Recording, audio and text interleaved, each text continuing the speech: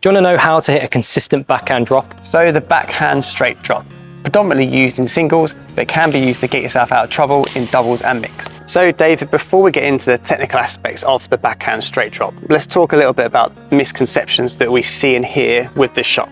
And I think scenario is probably one of them, contact point. So, I mean, with this backhand drop, we're going to be taking the shuttle slightly behind us and actually a bit later than you might sometimes hear people talking about. I mean, sometimes we see people trying to hit backhand drops right up here above their head and almost just out to the side of them, when actually we want to use a backhand drop when we've been maybe caught out slightly.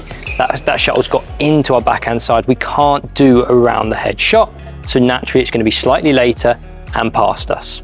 And just to be clear, we're not saying that you can't hit a backhand drop in this position, but ideally if you're taking the shuttle this high above your head, you really should be asking yourself, should I have gone around the head to hit that shot?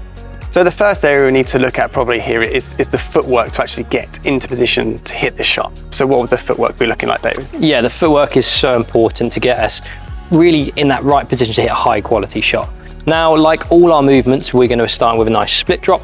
Now, because we're hitting a backhand, we're actually going to slightly lead with our non-racket leg. So for me as a right hand, I'm going to lead with my left leg. I'm going to do a small sachet into this corner. Now from here, I'm going to pivot on this non-racket leg and get a nice big rotation into this corner. Now we want to get as far as we can here, Dean, because if that shuttle's shorter and we're not into the corner, we should ideally be taking that around the head. So it's nice and deep into this corner with a nice pivot. Now, as you can see, my chest is really turning, and this is one of the kind of problems we sometimes see with players is they don't want to let this chest turn towards the outside of the court and get their back to the net. So they sort of say front on here and then try and almost hit it out to the side of them, or they get really caught in that corner. So we want to allow this chest to turn, and then we get a nice lunge in directly into that corner. And a big thing here with this right leg, our racket leg, is that lands at the same time we contact the shuttle. Now, one of the biggest questions we get asked, Dean, is what grip to use on this backhand sort of overhead drop. Where are we going with this? I mean, it's difficult to give a definite answer, but it very much depends on where we're making contact with that shuttle in relation to our body. So what we mean by that is if the shuttle is very much behind me, we've kind of been using this almost panhandle grip with our kind of thumb coming up the side a little bit more. What that does if that shuttle is behind us, as just demonstrated there, Dave, it still allows us to be able to square the face up to keep that shuttle straight. However, if it felt like it was a little bit more to the side of me, I wouldn't necessarily need as an extreme grip. I could feel maybe that I'm a little bit more onto the bevel. We wouldn't necessarily cover too much from here because, as we already mentioned, if we're taking it too high in front of us, possibly should have been going around the head anyway. So we'd definitely probably be looking with this thumb on the side or maybe a little bit more towards the bevel if the strike point is slightly level with our body. And for some of you who might be slightly confused why we're not using that thumb grip, or sometimes known as a backhand grip, it's because if we went to take that shuttle now as a backhand drop, the face is going to be pointing out the side. We can't get it round enough. So, and that's even for the straight drop, let alone trying to play a cross drop. So we've now covered the footwork and the grip that we should be using. Let's start diving into the technical aspects of this shot. And one of the biggest problems that we see is what we call tracking the shuttle. And what we mean by that is when the shuttle's coming into this corner, people kind of feel like they're following the shuttle with their racket.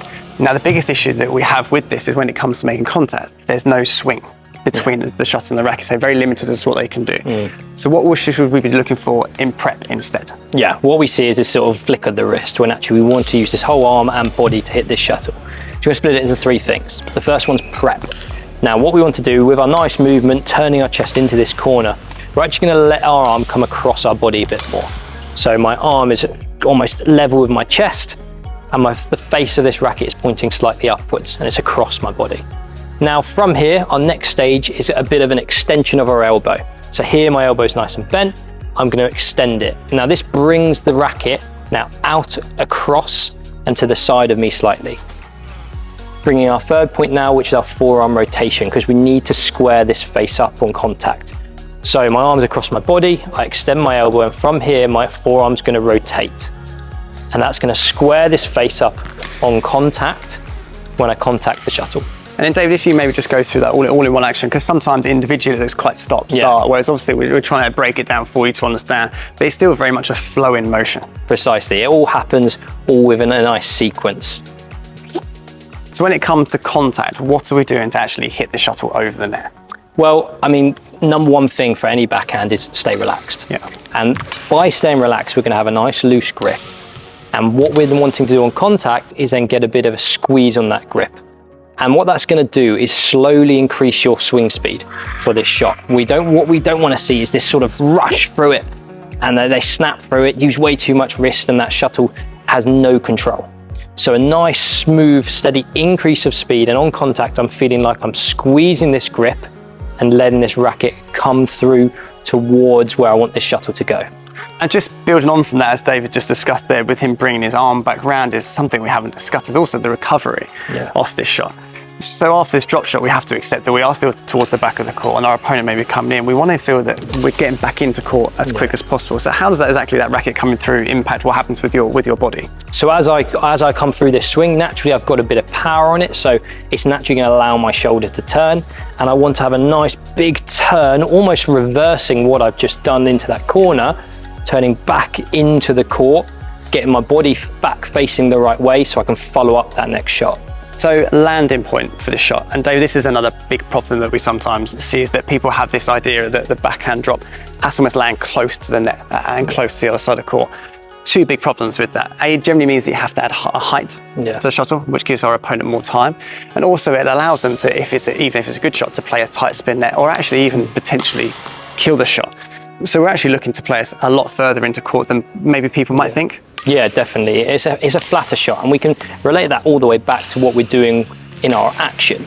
And that's why kind of we're often taking this shuttle actually probably quite flatter than what people often think, because we want to hit this flat, fast drop into the court so people can't get on top of it, and so people can't play too tight to the net. So it's much deeper. We're wanting someone to have to push the shuttle back to us to reduce the distance we have to move. And I think the word push there that you used is maybe the main shot that can kind of come back from that. So people think, actually, if I'm playing more into court, am I not playing close to my opponent standing? Yes, but what they can offer back is very limited. And that's the other aspect that we have to consider for ourselves when playing this shot. So one last bit of advice when you're practicing or playing your backhand drop is please don't think that you're in trouble, because it makes you tense. We want to try and stay as relaxed as we possibly can when playing the shot. And rather than seeing that you're in trouble, see it as a good opportunity to get yourself back into the rally. So hopefully you enjoyed this video on the backhand straight drop. Please hit the like and subscribe button so you don't miss out on any of our future content.